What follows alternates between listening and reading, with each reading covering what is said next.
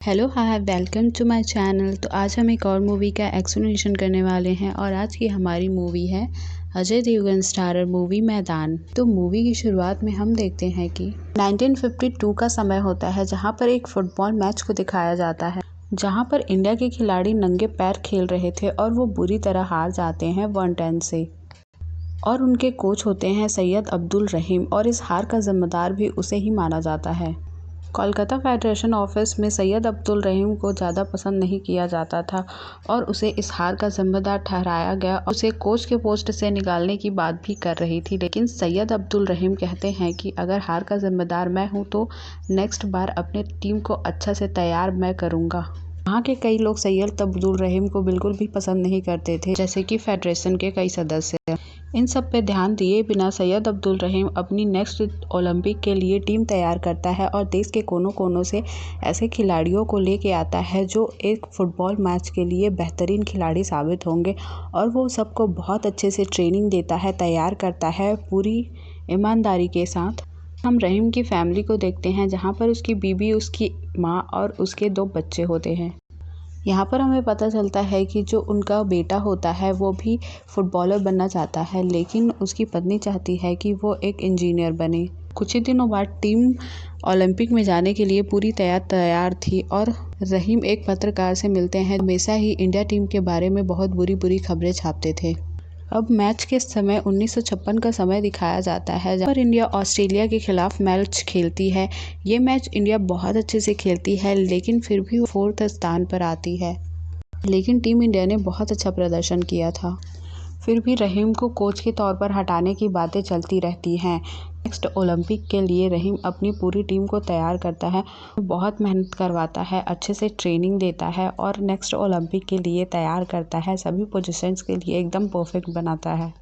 फिर 1916 के समय इंडिया का मैच होता है फ्रांस से, जहां पर इंडिया बहुत अच्छा खेलती है, एक अव्वल दर्जे का खेल खेलती है। फिर भी लेकिन वो फ्रांस से हार जाती है, लेकिन सब खुश होते हैं क्योंकि इंडिया ने बहुत अच्छा खेला था। फिर हम कोलकाता फेडरेशन में देखते हैं जहां पर वहां रहीम को कोच ना रहने देने का ही बात चल रही होती है और वो फैसला कर चुके होते हैं कि कोच के पोस्ट से रहीम को हटाया जाए, लेकिन रहीम चाहता है कि उसे एक मौका और दिया जाए। तभी वहाँ पर वोटिंग होती है और रहीम को बाहर निकालने के खिलाफ ज़्यादा वोटिंग हो जाती है और रहीम को बेइज्जत करके वहाँ से निकाल दिया जाता है। फिर हम रहीम की तबीयत को देखते हैं जहाँ पर उसको बहुत ज़्यादा खांसी आ रही होती है क्योंकि वो बहुत ज़्यादा सिगरेट पीता है। फिर हमें पता चलता है कि उसे लंग कैंसर है। रहीम बहुत ज़्यादा उदास हो जाता है, लेकिन वह इस वजह से ज़्यादा उदास रहता है कि उसे इंडिया टीम के कोच से हटा दिया गया है। वो अपने घर जाता है और अपनी पत्नी को इस बारे में बताता है। वो भी सैड हो जाती है और रहीम बोलता है कि उसे कुछ टाइम अपने परिवार के साथ रहना है और फिर रहीम घर पर ही रहने लग जाते हैं, कहीं नहीं जाते हैं। वो दिन भर घर पर ही रहते हैं। ये सब देख के उसकी पत्नी को भी बुरा लग रहा होता है। एक दिन वो उसे बहुत ज़्यादा सुना देती है कि ये घर जीने के लिए है, मरने के लिए नहीं, आगे बढ़ो और अपना काम करो। तभी 2 साल के बाद रहीम बाहर निकलता है और फिर कोलकाता फेडरेशन के पास जाता है, जहाँ पर वो जाकर बोलते हैं कि उन्हें इंडिया टीम का कोच बनना है। लेकिन वहाँ के फेडरेशन ने इंडिया टीम का कोच किसी और को बना दिया था।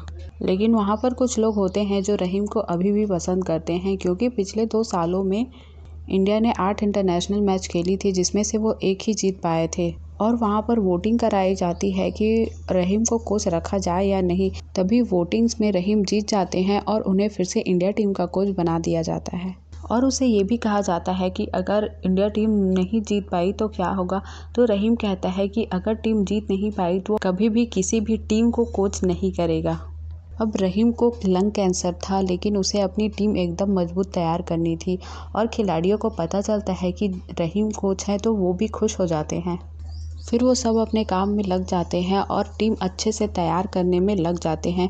वो सब बहुत मेहनत करते हैं और वो बहुत अच्छे से ट्रेनिंग देते हैं। मैदान ही उनका घर होता है और वो उसमें सुबह शाम ट्रेनिंग करते हैं ओलंपिक के लिए रेडी होने के लिए। ओलंपिक से पहले 2 महीने के टाइम में वो अपनी जी जान लगाकर मेहनत करते हैं। फिर एक प्रेस कॉन्फ्रेंस होता है जहाँ पर रहीम जाते हैं। तभी रिपोर्टर के द्वारा पता चलता है कि इंडिया टीम अब ओलंपिक में भाग नहीं ले सकती है क्योंकि इंडिया टीम कोई पदक तो जीतती नहीं है और उस पर पैसा लगाना बेकार है, इसलिए इंडिया टीम को कैंसिल कर दिया गया है। रहीम जो है तुरंत फाइनेंस मिनिस्टर के पास जाता है और उसे बोलता है कि हमारी टीम इस बार जीतेगी, उसे जाने का मौका दिया जाए। और बहुत मनाने के बाद वो मान जाते हैं, लेकिन शर्त ये होती है कि क्रू को छोटा करके ले जाएंगे। मतलब 22 खिलाड़ी की जगह 16 खिलाड़ी को ले जाएंगे। जो एक्स्ट्रा और लोग जाते थे उन्हें भी नहीं लेके जाएंगे, लेकिन ओलंपिक खेलने ज़रूर जाएंगे। इस ओलंपिक खेल के लिए रहीम के बेटे का भी सिलेक्शन हुआ था, लेकिन वह अपने बेटे को भी निकाल देता है और इस टीम के सिलेक्शन में उसे वहां नहीं ले जाता है। फिर वो अपने बेटे के पास जाता है तो उसका बेटा बोलता है कि मुझे अपने पिता पे एक बार शक हो सकता है, लेकिन कोच रहीम पे बिल्कुल भी शक नहीं है। अब 1962 में मैच होने वाला था जो इंडोनेशिया में होने वाला था, और इंडिया का मैच होने वाला था स्पेन से, जो बहुत ही एनर्जेटिक टीम होती है। और ये मैच स्टार्ट होती है, स्टार्टिंग से ही स्पेन इंडिया पर हावी रहता है। स्पेन के खिलाड़ी रिलैक्स रहते हैं कि इनसे कोई डर नहीं है, और बड़ी आसानी से स्पेन जीत जाती है इंडिया से। सभी को ये लग रहा होता है कि अब तो ये हार गए हैं, दूसरे दिन ये चले जाएंगे। दूसरा मैच होने वाला था थाईलैंड से, जो भी बहुत अच्छी टीम थी। फिर उस मैच में टीम इंडिया बहुत अच्छे से जीत जाती है। आगे देखते हैं कि इंडियन फेडरेशन के प्रेसिडेंट जो हैं इंडोनेशिया के खिलाफ बुरा बयान दे देते हैं, जिससे इंडोनेशिया बहुत भड़क जाती है। इंडोनेशिया के लोग टीम इंडिया को बाइकआउट करने लगते हैं, उन्हें पथराव करने लगते हैं, वहां से जाने के लिए मजबूर कर देते हैं। लेकिन टीम इंडिया बहुत अच्छे से रहती है, नॉर्मल रहती है, क्योंकि रहीम सबको अच्छे से रखते हैं। इंडिया के सेमीफाइनल का मैच था जापान से, जो बहुत अच्छी टीम थी, लेकिन टीम इंडिया बहुत साहस के साथ टीम जापान के साथ खेलती है और जीत जाती है। अब इसके बाद बारी है फाइनल्स की। फाइनल्स में उनकी मैच थी स्पेन से, जहां स्टार्टिंग में ही स्पेन ने इंडिया को हरा दिया था, और इंडिया से स्पेन हमेशा ही जीतता आ रहा था, कभी नहीं हारा था। यहाँ पर हम देखते हैं कि इंडोनेशिया की भीड़ बहुत भड़क रही थी और प्रेशर बना रही थी कि टीम इंडिया वहाँ से चले जाए। और रहीम को हम देखते हैं जिसकी तबीयत बहुत ज़्यादा ख़राब हो रही थी मैच से पहले, लेकिन उन्हें खिलाड़ियों को मोटिवेट करना था मैच के लिए। वो अपने खिलाड़ी को अच्छे से मोटिवेट करते हैं। मैच शुरू होता है और स्टार्टिंग से ही स्पेन इंडिया के ऊपर हावी पड़ रहा था, और गोलकीपर भी एकदम रिलैक्स था कि इंडिया तो गोल नहीं कर सकती है। और हम देखते हैं कि गेम पलटता है और धीरे धीरे इंडिया अपने फॉर्म में वापस आती है, और बहुत अच्छे से धीरे धीरे वो स्पेन को हरा देती है। मतलब टीम इंडिया फाइनल्स में विजयी होती है, और इस प्रकार ओलंपिक में इंडिया ने स्वर्ण पदक जीत लिया था, और सब बहुत खुश थे। रहीम की तबीयत बहुत ज़्यादा ख़राब हो गई थी, लेकिन इस जीत के बाद वो भी बहुत खुश थे। वो पत्रकार जो हमेशा इंडिया के खिलाफ लिखा करते थे, वो भी आज सपोर्ट में हुए थे, और वो भी खुश थे। और आगे मूवी में दिखाया जाता है कि इस खेल के बाद 9 महीने के बाद ही रहीम जी की डेथ हो गई थी, और उसके बाद कभी भी स्वर्ण पदक टीम इंडिया नहीं जीत पाई है।